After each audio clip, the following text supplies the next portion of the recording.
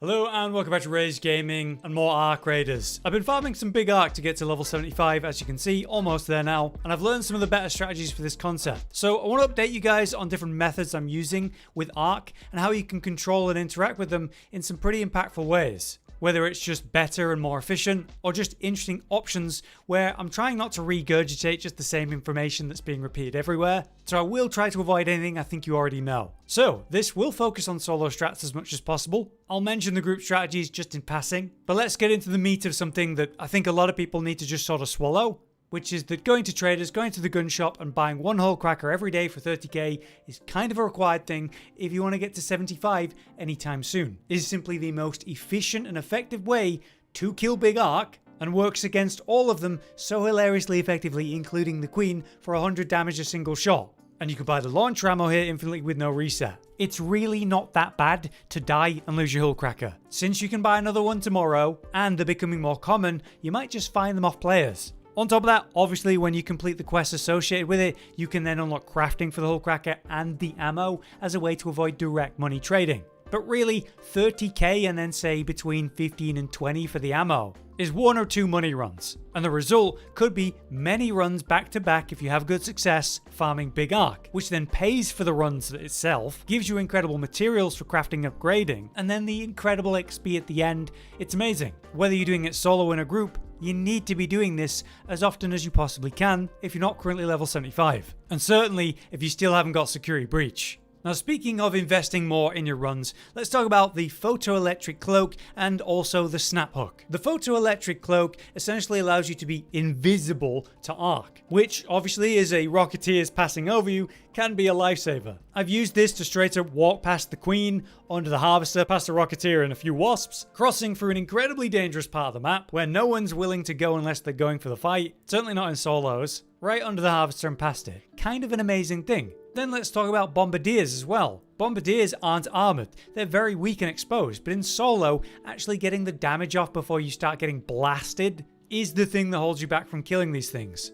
As you can see, the cloak, it lets me walk up for free, ignoring the spotters, drop a bunch of these nades, and then just walk away. I do believe the cloak was preventing it from accurately tracking me with the one shot that it got off. So if you're thinking of dealing with Arc, and you have a spare safe slot, bringing in a cloak can be amazing. On the other hand, you have the snap hook. Yes, this can be used to deal with Arc, specifically the smaller flyers. Take a look. If you can snap hook a Wasp, you can pull it towards you. It seems to connect, then you can swap to a different weapon, like your melee or a gun, and as it pulls it in, you can absolutely smash it. Not the most important thing really, but it technically works to control smaller units. Rather than pulling you to them, it pulls them to you. Pretty neat. Speaking on flyers, if you don't want to shoot them, bear in mind you can easily melee them. In fact, if you enter any building with an entrance that's big enough for this flyer, be that Wasp or Hornet, it will come low enough for you to run up and start meleeing it. In fact, you can vault on top of it and melee it from there, which will result in surprisingly fast kills, no gun needed. Amazing.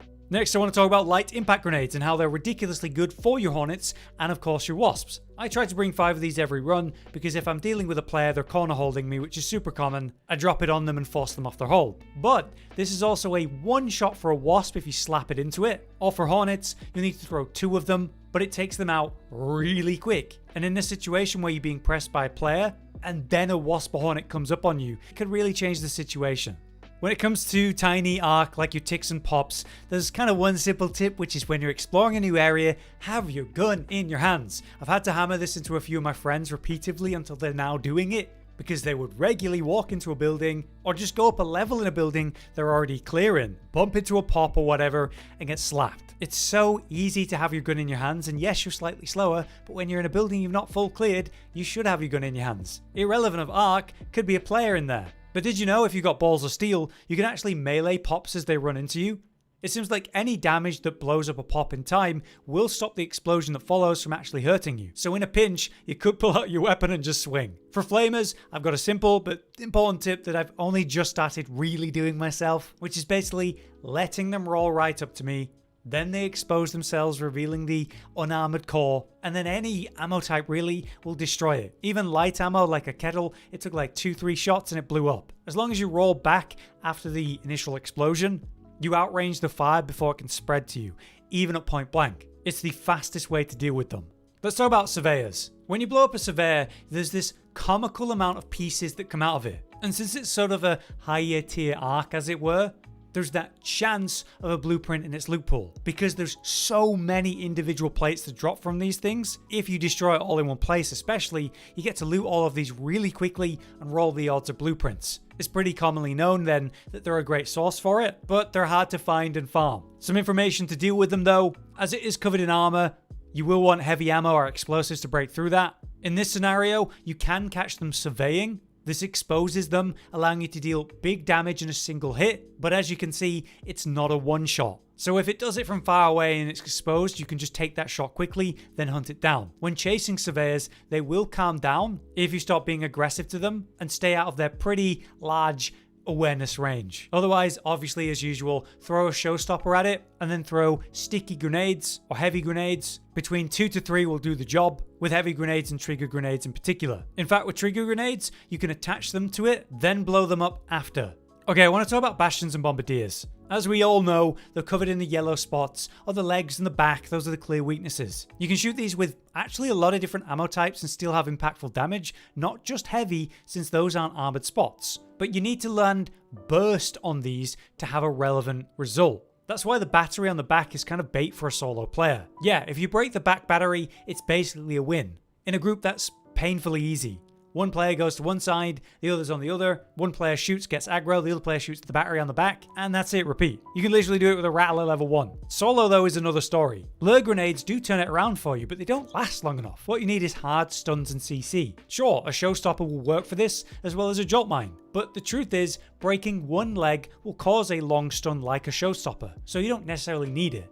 Break a leg, go to the battery, break a leg, go to the battery. This is how I did it completely on my own with an equalizer. You need a high DPS weapon for this to work though.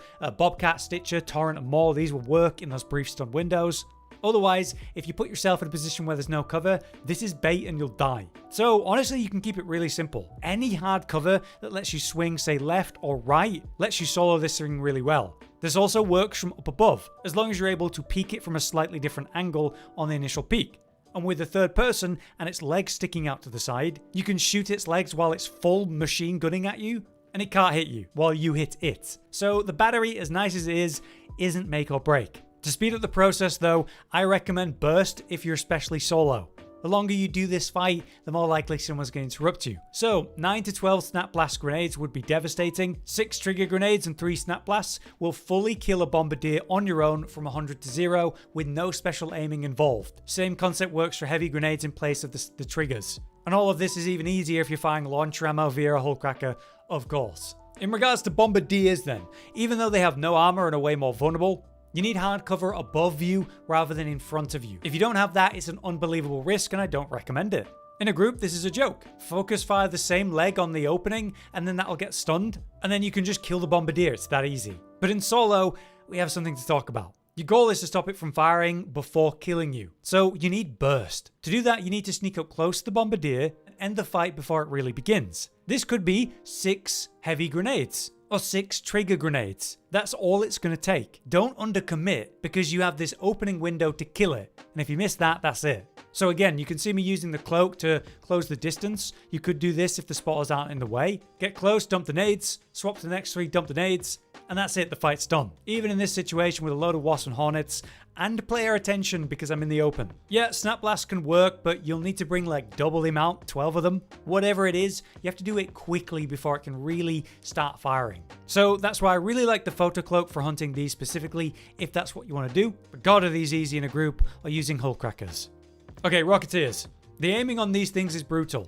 The lights form and tighten before the shots, but often that lock-on doesn't care about you. I'm sure we've all felt it where we've dodged that, but then taken damage anyway because the rocket hit the wall near us or something. As you can see though, it's not that hard to force those lights into terrain. Any object that bars that rocket's path will prevent all damage from the rocketeer, giving you a way to completely stop its damage. For fighting them though, just set up in a location where you can break that line of sight on each shot in that way. The moment the aiming begins, you get into cover, do it early, don't wait. This could be inside a building, a window, peeking over a building or the side of a tunnel, whatever, just be able to break line of sight. The dangerous part of a rocketeer is when it boosts really quick to reposition while firing. That's what can catch you out, especially if it does 4 shots back to back. If you want to do it the classic way, heavy ammo will work. A ferro at level 3 or 4 will have enough fire rate potential, but an anvil level 2 or higher will be even easier. All you have to do is focus fire the same turbine until it's done. When that happens, much like say a Wasp, it kind of flops around and can slam into walls. This can deal damage or even kill it, or just give you free DPS windows. The best way to fight it in this way is to shoot it from a long distance, giving you the time to smash that front turbine until it's done. Then you focus the other remaining front turbine and it falls to the ground and dies. This example was 43 heavy shots from my anvil, and I missed a few shots and shot the main body pointlessly a few times. But yeah, bring 50 shots as a minimum and you'll be fine. But at the same time, you know, a hullcracker or one wolf pack with no other targets around will just kill it super quick. If you mess it up with a wolf pack, it'll still be on last legs and you can finish it. I would say that the wolf pack item, its literal best use is the rocketeer. They're worthless against the queen, as I found out in my first queen kill, because she's got so many spread hitboxes. You want to be hitting the face and getting to the core as fast as possible. And you'll have similar issues with the wolf pack, with the bastions and bombardiers too. So feel secure and good even in using wolf packs for rocketeers specifically. It's their best use. But yeah, I hope this overview shows you how easy it is to take them down with heavy ammo and the right cover manipulation. Alright, quick one, Leaper. I think a lot of people know this now. They're really vulnerable to fire. If you hit them directly with fire spreading tools, it spreads across the core and onto the legs and is devastating. You can see me here just casually throwing 2 blaze grenades and doing nothing else, and it just dies. And any Leaper can't get anywhere where there's a tiny bit of height above you, like between 2 dumpsters works. But you know, the bunkers like on Spacebar here, they're free safe DPS against these guys. You can also use lure grenades though. These will cause them to leap and land on that exact location. You could put a blaze grenade where it's going to land, whether that's a trap or even a fireball burner works, by the way. You could kill a burner in the middle of a run. It's so effective that I like to just kill Leapers as I pass by, if I have one of these tools available. So take advantage. In regards to the queen, there are 2 places that you can really punish it that aren't in the harvester. If you're on the dam, that's the southeastern window facing the harvester from the power generation complex. If you're on spaceport, that's of course the command or control tower that overlooks the area just south of vehicle maintenance, above staff parking, but it's a lot wider and more open. The strategy here is super simple though. You go to the far left of the window, shoot the queen, then go to the far right and do the same thing. This allows you to solo the queen, is how we've done it, but do I recommend it? Absolutely not. It's a waste of time and it's a huge risk if anyone interrupts you. You need to bring like 200 hullcracker shots, which is a huge investment, when you could just do it as a 3-man, do it in like 1/5 the time with way less risk. Obviously on any map though, you can just clear the harvester, then turn that into a base and swing the doors and the windows on top. One person swings, gets aggro, another person swings and gets aggro, kind of like a Bastion. It's super easy. And yes, you may have seen the ridiculous exploit/bug that's going on with the blaze traps. You just place it on the sort of underneath back of the queen, and then the ticking damage reaches the core and kills it that quick. There's no way that survives though, but I'll at least acknowledge it. But yeah, I hope this was some interesting stuff for Arc and general ways to manipulate and interact with them that maybe you didn't know about. Hullcracker is obviously the way, but there are so many ways you can kill all of these Arc without that and basic minimal investment. But if you have a hullcracker available, go run it. You'll get so much more XP killing a bunch of big Arc than you could with any other method. If you guys have any more advice or tips around this kind of concept that's not just sort of generically known, then let us know in the comments. I'd love to hear it. For now though, I've been Hollow, you've been you, and thanks for watching. Josh, Cotton, and Hollow with the videos, dropping the humor like a hammer on your tippy toes, bringing entertainment on a daily arrangement to take our insanity and turn it into entertainment. Yes, I said entertainment twice, to reiterate that it is nice to look into your faces on a mostly daily basis when you let us in your homes to make the whole world a stage. Goodbye.